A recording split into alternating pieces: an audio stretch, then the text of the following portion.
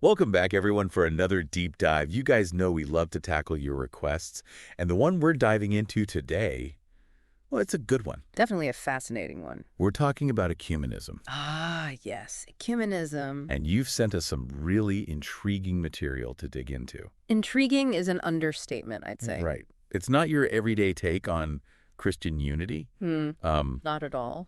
because essentially the argument we're exploring today is that your political leanings, left versus right, might actually be a stronger predictor of your views on Christian unity than even your specific denomination. It really makes you think, like, are we more defined these days by our political tribe than our theological one?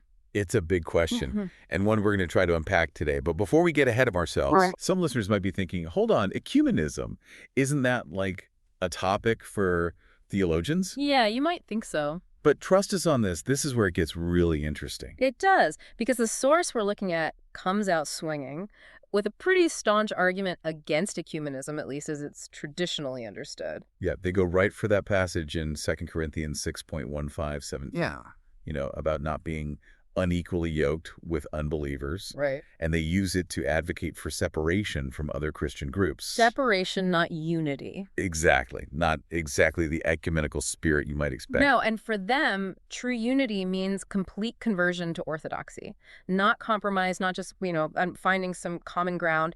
It's a very particular starting point where, in their view, orthodoxy holds the entirety of Christian truth. The fullness of it. Yeah, so any move towards other denominations is inherently a compromise of that truth. And they don't shy away from taking it even further with this idea of, get this, the impossibility of annihilation. Yes, the impossibility of annihilation. This is where their argument, I think, gets really interesting. They're saying that for genuine unity to occur, one side would have to effectively cease to exist in its current form. It's almost like, you imagine like two companies merging. Okay. But for that merger to happen, one of them has to completely abandon their entire brand, their logo, their whole identity, everything they've built up. Yeah, just completely absorbed. Absorbed, gone. They use the Orthodox-Catholic relationship as a prime example, right? Like, could there ever be this true merging of those two traditions without one side completely abandoning some of those core tenets of their faith? Right, like fundamental beliefs. Right, fundamental. And their answer is a resounding no. It's a bold stance to take, to say the least. It is, and what they argue is that this fundamental stumbling block, this need for annihilation, as they call it, is rarely even acknowledged in your typical ecumenical dialogue. Right, most conversations at least start from this place of like, let's find some common ground, right? Let's build some bridges. Right, focus on the similarities. But this source is saying, no, those differences.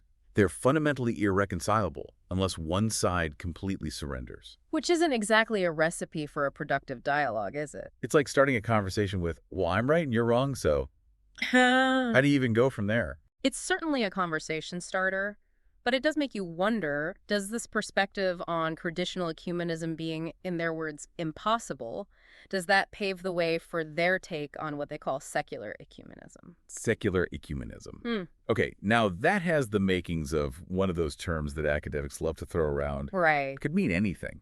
What are they actually getting at here? So they're saying that what a lot of people call ecumenism these days, it's not really about unifying Christian denominations. It's more about shared political values, specifically on the left. Okay, so instead of saying, do we agree on the Trinity? Do we agree on the sacraments? It's more like, do we agree on like certain social justice issues? Exactly.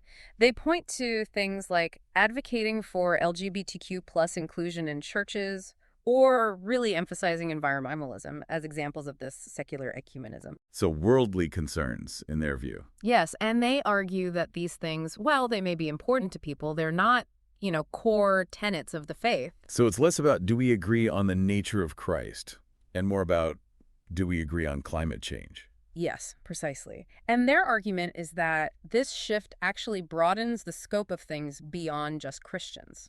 Interesting. They say this secular focus allows for this kind of big tent unity where even someone who's, an atheist or agnostic could find common ground as long as they align on those political values. It's almost ironic. They're saying that by trying to be more inclusive in a way, this modern form of ecumenism loses sight of what it was supposed to be about in the first place, which was Christian unity. It's like going to, I don't know, a Star Wars convention and everybody's there to talk about Lord of the Rings. Right. Right. Like, it might be a fun conversation. It could be. But it's not what you signed up for. Not exactly what you expected. Right. Exactly. Okay, so I think I see where they're coming from now with this whole secular ecumenism critique. But then they take this argument in another fascinating direction with this concept of an ecumenism of the right. Yes. And this is where I think their argument gets even more interesting, because they're saying that it's actually shared conservative values that are creating these unexpected alliances across denominations, maybe even more so than what they call that secular ecumenism on the left. So we're talking about, folks from different branches of Christianity, different denominations, who might find common ground not because of their specific doctrine, right, but because of their stances on, say, traditional family values or how they view, Scripture. Yes, exactly. And they have this great quote that really illustrates this. They say, "I have more in common with a traditional Anglican, Lutheran, or Roman Catholic than I do a liberal Orthodox Christian." Wow. That's quite the statement. So the idea is that even though they might disagree on, like, the finer points of theology, yeah, the nuances, right, those shared political and social views, that conservatism actually creates a stronger bond. That's what they're arguing. And they see this playing out across a range of issues. So, for example, opposition to abortion or same-sex marriage might create a stronger alliance between, say, a Baptist and a Catholic than either of them would feel with a more liberal member of their own denomination. So it's like, in a way, political ideology becomes the dominant operating system that overrides those denominational differences, at least in the short term. That's the idea. However, they're very quick to point out that even this ecumenism of the right, while it might be powerful and maybe even effective, right, it doesn't change their fundamental view of where they believe true Christian truth lies. Which, and if we circle all the way back to the beginning, for them, that's solely within the Orthodox tradition. Precisely. And this is where we get back to their whole idea of truth with a capital T. They acknowledge that, sure, other branches of Christianity, they might have fragments of truth, right? But they see orthodoxy as possessing that full, complete, unaltered picture. So they're basically saying, yeah, you guys might have some of the puzzle pieces, but we have the box with the whole picture on it. Yeah, that's a good way to put it. And that belief in the ultimate singularity of truth, which for them resides in orthodoxy, it really underpins their entire argument. Right. It's like the foundation. It is. It's why they see traditional ecumenism as requiring that, annihilation. Right. And it explains why they see both secular and right-leaning ecumenism as ultimately, not really getting there. It's a definitely unique perspective. I think some listeners might be pushing back a little bit on this whole truth with a capital T idea, Oh, yeah, for sure. It raises some really thorny questions about religious truth in general, the role of interpretation and how we even define a fragment of truth versus the quote-unquote fullness of truth. It's getting pretty philosophical. It is. We're wading into some deep waters. Deep waters indeed. And it makes you wonder if we, just for a second, entertain this idea that maybe there are fragments of truth outside of our own tradition. Yeah. What does that mean for how we talk to people, how we, approach these conversations with people who have different beliefs? That is the million-dollar question, isn't it? Like, if we accept, even just for argument's sake, that other faiths, other denominations, they might have these little glimpses of truth that we're maybe missing, does that make genuine dialogue and understanding more important or less important?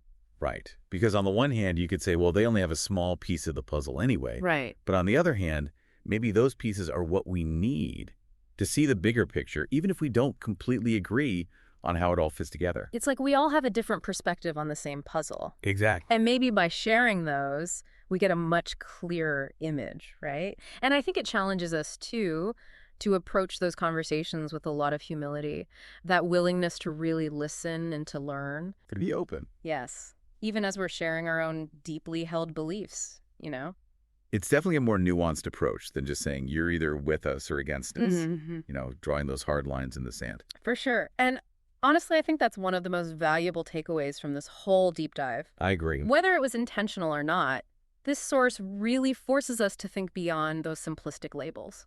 Like liberal ecumenism or conservative alliances, it makes us grapple with some of the bigger questions at play here. Exactly. Like, what is truth?